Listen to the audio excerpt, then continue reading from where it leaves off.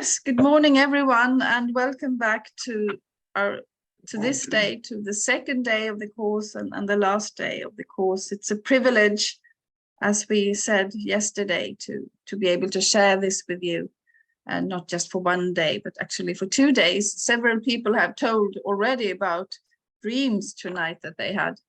It has been night in Scandinavia, at least, and I do think that this influences also our work at night.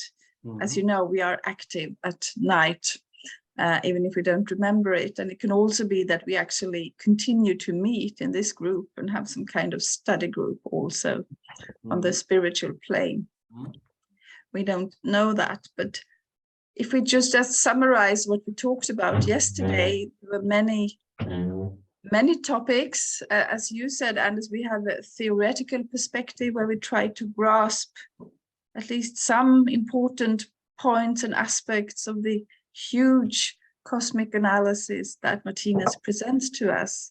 It's really a work that it's something that we need more than one life to understand. It's quite clear. We are perhaps at the A stage, like you mentioned yesterday, Michael, and we have begun to practice also the B stage. We have begun practicing, and we of course also learn theoretically all the time, but we need intuition, Martinus says, in order to fully understand many of the things that he describes to us. So we are in school, we could say, but it's lovely to be to be able to be a student in that cosmic school and to study this. So this morning we would like to go on and perhaps also talk more about the personal relationship to God, including prayer and other types of communication. So we will start with that now, and then Mary will go on and give a brief introduction to how what we actually do today, our different practices. But we briefly saw this symbol yesterday, the eternal, cosmic and organic connection between God and the Son of God, or the daughter of God, those two beings that we have. We have God, the Godhead, and then we have what Martinus calls the Son of God. And as you rightly pointed out, Mary, this has nothing to do with gender, which might be important to stress today in 2022, especially if you are a woman, and that this is just an expression that Martinus chose because he wanted to stress that this is the most intimate connection that we have. We can't have a more intimate relationship in a way than we have to our parents, at least when we are small. And it's the same relationship that we have to God. He says at one point that the only difference between ourselves and God, or the Son of God and God, is that one, the Son of God, rests in the other, in God, somewhere in volume 6, which is a beautiful metaphor as well and picture. And we see that again, I think, in this symbol, which I personally really like to meditate on, that we see that this violet pyramid, this spiritual world, really stretches itself out and embraces, in a way, the whole physical world, the lower part, where we are not always aware of the physical world. We are not always aware of the spiritual world, but we see that there is an opening. I'm so unsure of how to use the markers, so I just try to describe it. We see the triangle in the middle, and we see the Godhead symbolized with a big white triangle at the top, and we see that there is this channel, this opening directly to the Godhead, even if you're not aware of that right now. And then we have all these organs of love that the Godhead uses in order to express and communicate with us. But we talked a lot yesterday about what Martinus writes in this third volume of the Book of Life, namely that there are two types of prayer. You could say we have the relationship that we have, probably all of us have tried to practice in the old world impulse. We try to go into our secret closet, we try to pray, we practice that, and perhaps we do that many times a day. Still, we try to connect, but we also have the other aspect that is perhaps more difficult for us to practice, namely that to practice the prayer with everyone that we meet, even regardless of what stage of development they are on. It could be wonderful to develop or enjoy a loving relationship to a mineral, to a diamond, like Anders just told us at breakfast here, or coffee time. But it could be also wonderful to explore the love to a flower, but it's more difficult to feel the connection to some world leaders today, where we feel that we might be on the verge of a new Armageddon, which we mentioned also this morning.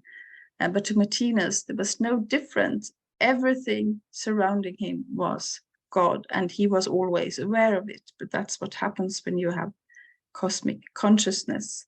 So what happens is that God becomes visible in flesh and blood as our neighbor and in our surroundings.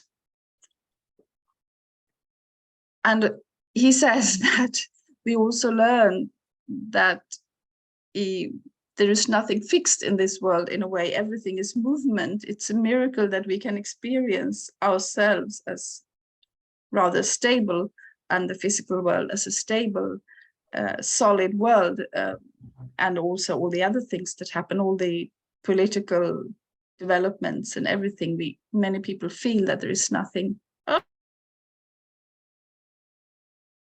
Did it freeze? Okay. Technical support coming up. Then, yes. Right, I'll try to connect again. Thanks for your patience. And Mary came with her computer. The thing is that Martinus said in this wonderful book, The Grand Course, that hopefully will be available also in English. We have Jeff's machine translation already, as you saw, is that he is very personal and direct when he gives an overview of all these analyses. So it's very accessible. And one of them, I just have to ask you, Michael, do you see now this black? Yeah. Yeah. How can you mean the? Yeah. No, How no, you mean Now the picture is quite. the picture is fine. We okay, see so you don't see a black vad heter den sån? a bar. No, a no, bar. that's fine. No. But what we do see is some equipment behind you. Maybe you could angle the computer To slightly. your right, Pernilla, there is yes. Perfect. That's it. Yes. Okay, so you don't see the black bar because I No, that's fine. No. okay. Yeah. Again, in the Grand Course, Martinus gives some very sort of hands-on, direct and accessible advice how we can cope with this. And when he talks about the world and how difficult it can be to live in this world, that there are so many things that we try to cling to or hold on to, but will not be stable. He says we can lose our job, we can lose faith, we can lose friends, or many other things. There is one thing, one single thing that will always remain. And he says one thing stands firm, and that is our friendship with God. And I think it's such a beautiful, easy way of putting it, that this is where we stand. We need to realize when we go through this journey in the physical and right now perhaps dark world, that this friendship with God, this embrace from above is always there. The door is there. We just need to knock. And that's perhaps what we're practicing now. We practice to knock and to realize that we will always be welcome to enter. So our friendship with God, our relationship to God, is the single fixed point that we need to be aware of, and to be aware of again in a more conscious way. He also says in another article that life has, or in another article which is called Declining Cultural Factors, that life has one and only one purpose, and that is that life should connect with life, and this connection can only take place through love. which is also, I think, a very beautiful way of describing the keynote of the universe, that everything, even that which seems to be darkness to us, all the suffering and darkness is actually there, because we should realize that life should connect with life. In the first part of this spiral cycle, it's actually a journey into the material world, where we're not interested in other living beings. In a way, we are growing more and more into materialism. We see our outer world as material that we can use. And we see that dictators in the world today, I think, just use their own people like matter. Doesn't really matter to some people how many soldiers will die or how many women will suffer if or so on, or men. It's only their own power and glory that matters, and individuals, other life doesn't matter to them. But Martinus, of course, describes that this will always, the effect of that will always be that these individuals will suffer themselves through their own causes, until they also long for life, until they long for finding again that one single friendship that they want to have, and that is the friendship with God. And we can only reach that friendship with God if we also realize that all the surroundings, all life that we see is part of God. So that's a good point of meditating upon. When we look at our religious development or our spiritual development, one could see that there are different traditions in different parts of the world, and that is perhaps a little simplistic, but we could, just for the sake of the analysis, divide that into an inner and an outer way to find God. And we could see that especially the old Eastern traditions have focused a lot of the inner way to God.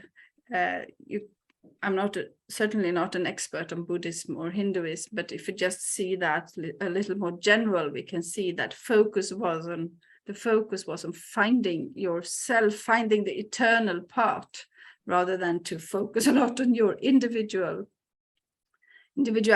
and the possibility of expressing your individuality.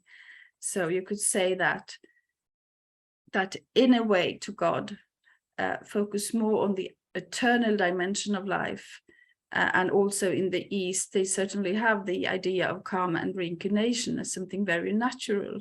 It's a natural way of regarding life, and also a focus on being instead of just doing and getting your own way. That's what they meditated on, and that was, of course, many people today also in the Western world are attracted to, going to yoga classes and meditation centers, and try to embrace that part that you feel perhaps that we have lacked in the Western world. Sometimes, though, for example, yoga and mindfulness could also be seen as a way to be more successful in our daily life, perhaps. So we see there's a mixture of different traditions, but just for the sake of it, we could regard that as the inner way to God, which has, of course, also been practiced in monasteries and nunneries in Christianity. But contrasting to that, and this is a picture from New York. I think I haven't actually been in New York myself. You could see that the outer way to God, which is sort of typical for the Western world, but which is also followed by many individuals right now in the East. It's the more transient dimension, the more temporary part. It's life here and now, and at least in the West, and also in Christianity, Islam, and Judaism, there is we have the concept or the world picture that we only have one life to do this on. And of course, then this life becomes very important. We want to, everything that we want to fulfill, all our wishes should be fulfilled in just one life. And we focus on doing instead of perhaps just being. And as I said, this is, I think, more true when Martinus wrote an article about this, or a few articles about this. It was more true during his lifetime than it is today, because we see that the world is growing together, and there are many materialistic individuals also in the East, and there are also many Westerners who are longing for a more meaningful and inner way to life, at least. But we could see that are two ways, and they need to be balanced, Martinus says, because it's actually, when we think about the two ways of praying, that we want to develop our inner and intimate communication with God, but we also want to develop our capacity to see God and to react to God in all the living beings around us. We also, of course, need to adapt those two ways, because there's nothing wrong in focusing on doing things in the world. On the contrary, Martinus says that we are here also to learn how to create a physical paradise on earth, not just spiritual paradise after life, but also a physical paradise on earth. So of course we need to do things. We need to try to cope with problems. We need to try to create peace in an organic way, the way it's possible. But just regarding those traditions, Martinus is clear that it's exclusively the transformation of your way of being from any form of selfishness to any form of selflessness that is the path to the life. It's the road to initiation. And that is, of course, the journey that we are undertaking, the road to initiation. And the road does no longer, he says at least, lead to a monastery. That doesn't say that you shouldn't have great respect for people who find their inspiration today in monasteries and nunneries and do a lot of good things. But this is what Martinus addresses to us. Going to a monastery, leaving people to live permanently in, I just need to move you, permanently in solitude and looking after and nurturing yourself only, spiritually as well as materially or physically, cannot in any case be an expression of pure selflessness. So we can take that with us and see, yes, it would be wonderful perhaps to go to a retreat, and we can think of Klint also as a retreat when we practice the analysis, but we also need to see that the road to initiation goes through coping with all the people in our surroundings at the place where God wants us to be. And Martinus is a very pedagogical teacher, I think, and I think you agree. So let's see, I can't. Now I seem to be stuck here with the screen. Here we are. Our journey through materialism in a way which I think all individuals undertake a slightly different way. Some people are longer in the old world impulse than in the new. And then they are in the new world impulse. We have different individual ways on our journey through to universal love, but generally Martinus shows us this to the right here, what the materialistic world picture is like, which I think is a very good illustration of the fact that we only see about a third of reality when we see this black and white world to the right. We can see that we have triangles in the middle as well. We have a small triangle and a bigger triangle. Martinus says that is the I and the Godhead, but there is this question mark above it or on it. in front of it, which means that we're not really aware of it. And that goes for religious people, Martinus says, in the old religious traditions, because they have an instinct, they have a belief that there is Godhead, but they can't really explain it. It can feel very assuring. It can be a very certain experience for people who still have the possibility or the capacity to believe. So they can feel very, very certain about it, but they can't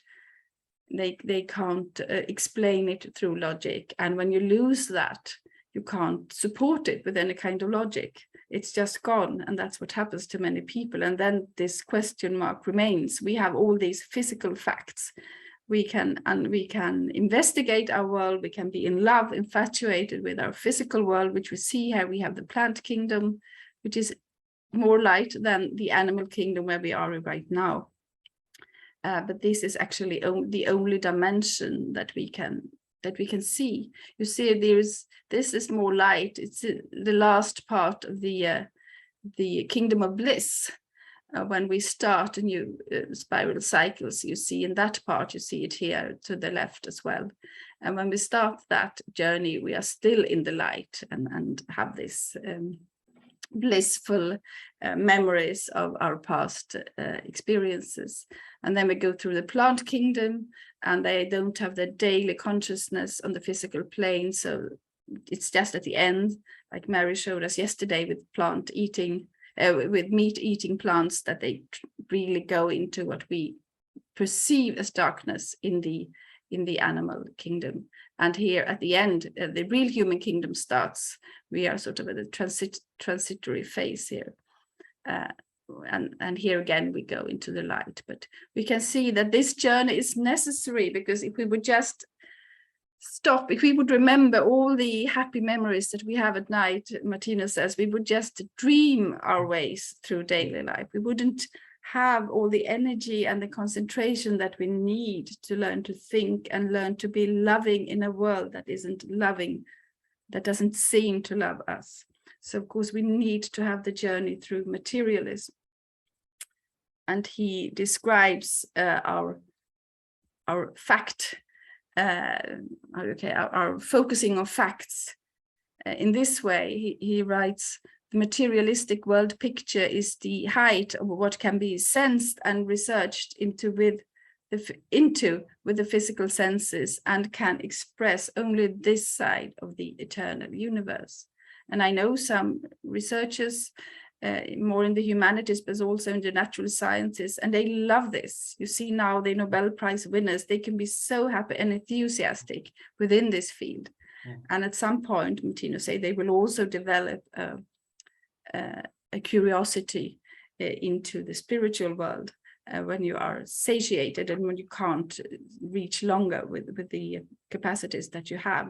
But this is it stops here in a way. You can't reach more than this. And if you try to talk to people about what we perceive as the upper part of this unity, it could be something that it just can't, they can't relate to it.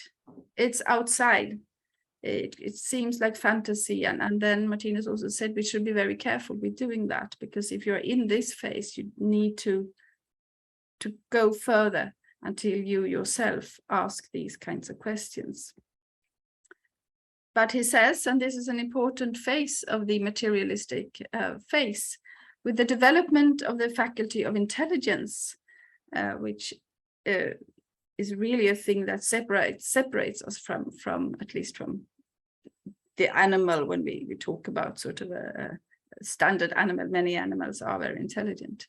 But with this development, the human being begins to be able to analyze for itself and therefore experience facts personally. And I just thought about this personally, because animals are very much driven by instinct, and they know what to eat and so on, like you also said yesterday, Mary. And we need to personally experience the world and cope with it. And I think this is also a very important phase in order for us to find a personal relationship to God. We need to experience facts personally.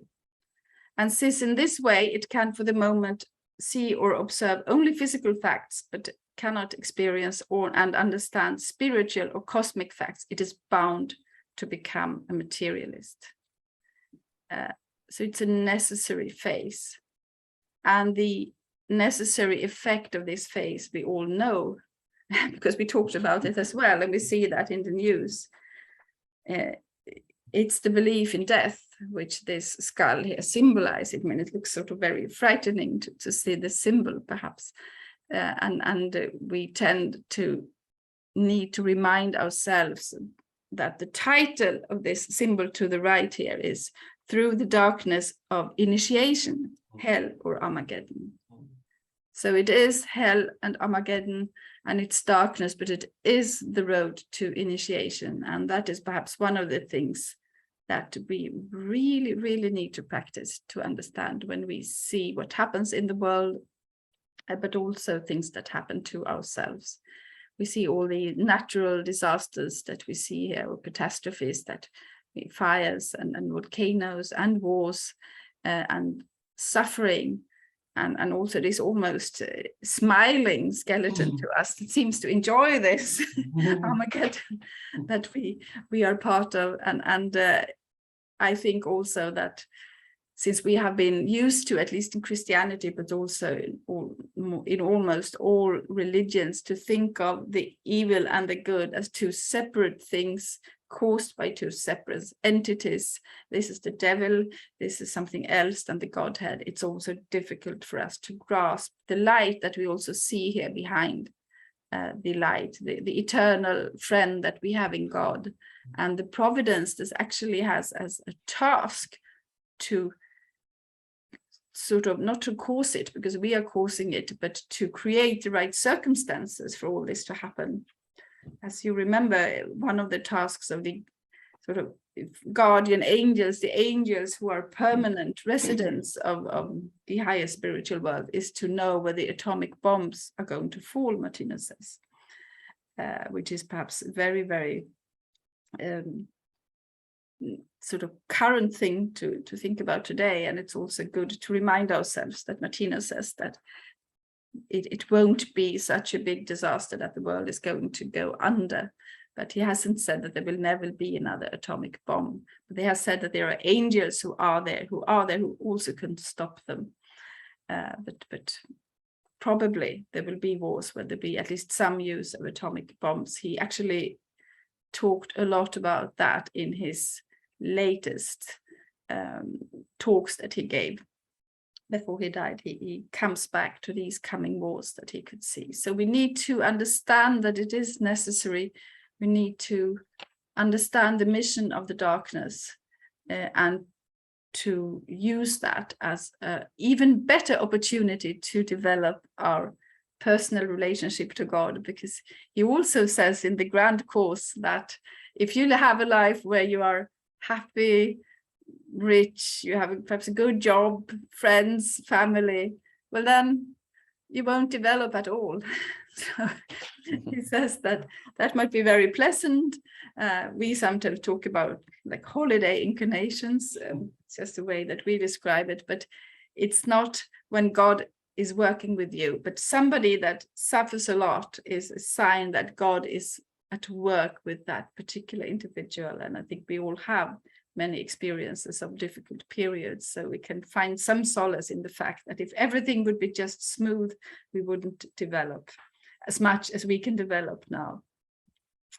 But he is very clear that it is very important to explain the mission of darkness, and this is something that the old world impulses couldn't do because it wasn't possible at the time. He says here, it has become the task of world redemption to remove the deadly, erroneous belief and ignorance of darkness. So it's deadly. And that's, of course, because when we think that all the difficult things and all the sort of evil people that we meet, that they need to be conquered and killed, then we will never get out of this chain of karma.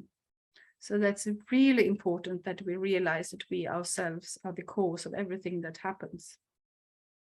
But when we do, he says that darkness will no longer continue to be a mystery, but will, on the contrary, be known as a divine link in the great initiation into God's consciousness that all people on the earth will experience. This is perhaps something we can come back to later on in our talks. It's at least a start that he gives us this explanation, and that we realize that darkness is just a brief period of our whole spiral cycle, and that we need this contrast in order to perceive and to experience light.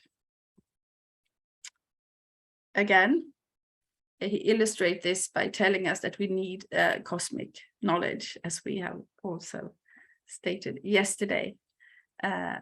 He says here, the root of all existing evil or spiritual darkness in the world, the root of all suffering, of all misfortune, is thus exclusively a lack of cosmic knowledge and neighborly love, which in turn means a lack of ability to understand one's neighbor's way of being, and a lack of ability to forgive the aspects of this neighbor's way of being that we think are unjust towards us. And with neighbor, we have to include not just the neighbors in our neighborhood, but, for example, all the political leaders in the world and everyone else. Of course, we need to understand that they also have a mission today to do exactly what they're doing. And we need to understand that everyone is at the height of their development. Everybody is perfect in that sense, that you can only act with the cosmic knowledge or neighborly love that you have. And if you haven't got a lot of cosmic knowledge and haven't been able to develop neighborly love, it's just at the same stage where we were perhaps 1,000 years ago, or just 200 years ago, 2 incarnations ago, whatever. There is nothing exclusive to any being. It's just a matter of where you are in development or which class you attend at school. So we can't be angry at pupils who just attend the first class that they don't know everything that you know when you are in the 9th class, of course. But again, it's theory. We need to practice it. We have sea talents, we have automatic capacities from the animal kingdom, and they have been divine in the animal kingdom, that we are focused on self-protection, also to protect our children and friends and people that we love. And that's, of course, also a humane side, that we want people that we love and our nearest and best friends and families, we want them, of course, to be spared from misfortunes. That's only natural too. And we can pray, as we said yesterday, we can pray, and we can always add, if it's according to God's will, we can just pray for people to be spared, and if they can't be spared, at least to get as much support as they can. And they will get support. But it is the law of neighborly love that we have to learn in this process in order to break this chain, in order to really understand Christ's example of forgiving your neighbor and understand our neighbor. Martinus says that forgiving is not just a sentimental feeling that we ought to be good, we ought to forgive. It's really also based on logic. When Jesus says, please forgive them, they don't know what they do, he's stating to people around him and to the afterworld that this is the way we should regard all deeds, all people who really don't know what they do. And that doesn't mean we shouldn't try to take care of problems and stop violence, but we should do that in a loving way and in a wise way. So again, coming back to the traditions of the inner and outer way to seek God, Martinus says in an article where he focuses on this a little. He says, practicing living in accordance with this law, with the law of neighborly love, is the only true road to peace in a world in which the best of Eastern and Western cultures can be united. And then he talks about this contrast between meditating on God, focusing on the inner peace, but also practicing neighborly love in your outer world.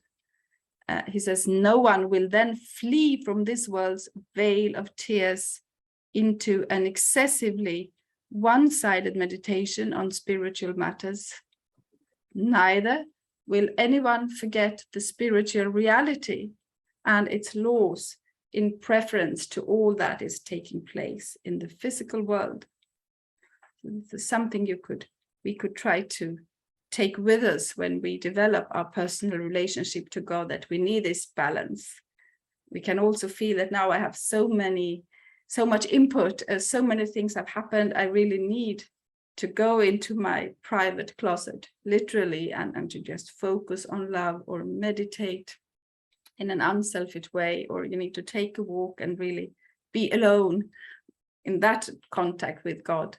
That's also a necessary part of our lives, where we have so much input and so many contacts perhaps, but it should be a balance, not one or the other.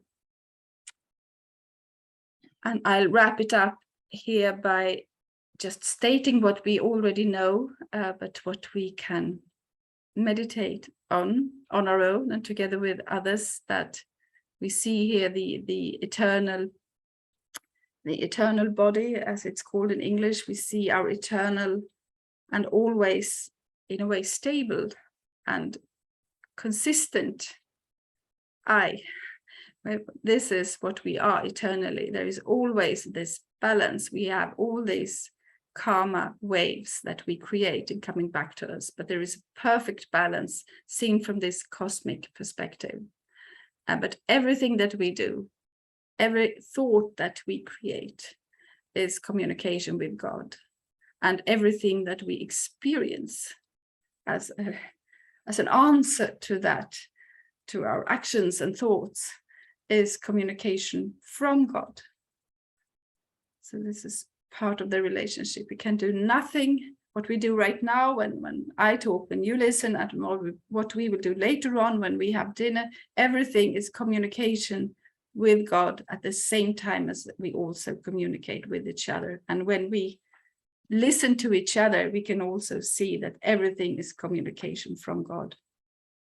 And I think it's simple, but it's also extremely deep in a sense. It's really something that we need to find different ways of reminding ourselves from. And we should see that we have time to practice. This is a picture of a little plant, and we should regard this humane, this new capacity, as a really fragile and fine, like a Christ being that we need to take care of this in the same way that we take care of a baby, small baby. And we can do that when we practice the following things. Martinus says here, by a permanent practice in doing good, by training oneself to think well of those who persecute and hate you, by asking forgiveness for the anger whose expression you could not prevent, by living to serve other living beings, and thus, in short, be completely disposed to be a joy and blessing to everyone you could come in contact with. Then you are transformed in a quite natural way, according to nature's own method of creation. Nothing is quick in nature, in a sense, and we can really see that when we go out to nature. And this is what we should also remember when we talk about our own development or other people's development. There is always small steps every day. We can practice this every day, and we can realize that every day that we practice is important, and if we fail, that's an important part of the learning process as well. So nothing is wasted. We can only actually move forwards. And then, as a final quote here, we can see, now just losing my pointer again, just as a statement that Martinus summarizes, you need to know that no matter in which eyes you look into, it is the Godhead's sensory tool that you meet always. And he had a few more. Yeah, here we are. You are never left completely to yourself. You are always, consciously or unconsciously, in a correspondence with the Godhead. And many human beings have ceased to pray, Martinus says, because they doubt the value of prayer. This attitude is very wrong. Prayer is the most valuable means of communications between the Godhead and the Son of God. And when you understand that the things that I have told you are true, you will experience peace in your consciousness. Thank you.